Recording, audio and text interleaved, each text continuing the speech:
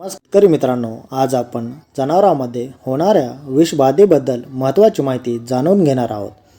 आजकाल शेतीमध्ये कीटकनाशकांचा वापर खूप वाढला आहे, पण अनेक वेळा कीटकनाशक फवारलेली पिके जनावरांनी खाल्ली तर त्यांना विषबाधा होऊ शकते.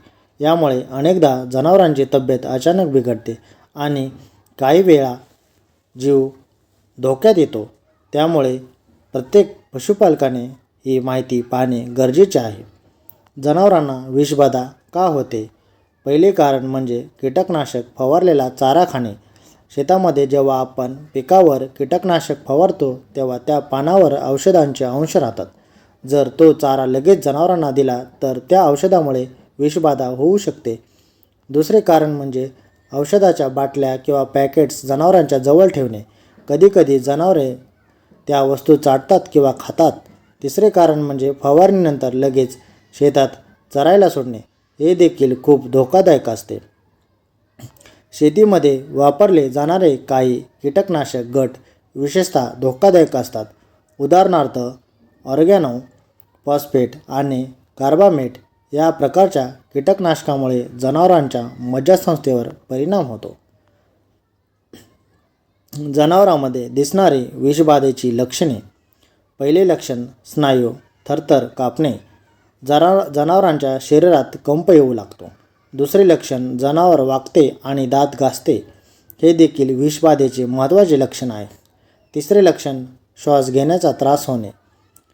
जनावर धापा टाकू लागते. चौथे लक्षण असंबद्ध हालचाली. जनावर अचानक इकडे तिकडे धावू शकते. पाचवे लक्षण चालताना अडकणे. जनावराला नीट चालता येत नाही. सहावे लक्षण ताप येणे. काही वेळा शरीराचे तापमान वाढते.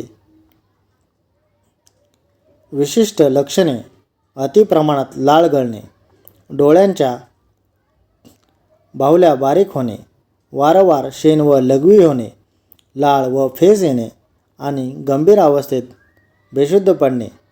ही लक्षणे दिसतात तात्काळ उपचार आवश्यक आहे.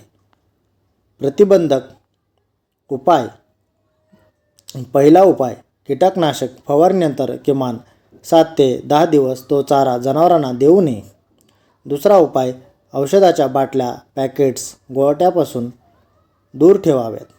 तिसरा उपाय फवारणीनंतर जनावरांना लगेच शेतात चरायला सोडू नये. चौथा उपाय फवारलेली पिके पूर्णपणे कोरडी झाल्याची खात्री करावी. पाचवा उपाय जनावरांसाठी स्वच्छ आणि सुरक्षित चारा वापरावा. शेतकरी मित्रांनो, जनावर हे आपल्या शेतीचे खरे आधारस्तंभ आहे, म्हणून त्यांच्या आरोग्याकडे विशेष लक्ष देणे खूप गरजेचे आहे. कीटकनाशक वापरताना नेहमी काळजी घ्या आणि फवारणीनंतर काही दिवस तो चारा जनावरांना देऊ नका. यामुळे विषबाधेची धोका मोठ्या प्रमाणात टळतो. ही माहिती उपयुक्त वाटली असेल तर इतर शेतकरी मित्रांपर्यंत नक्की पोहोचवा. धन्यवाद.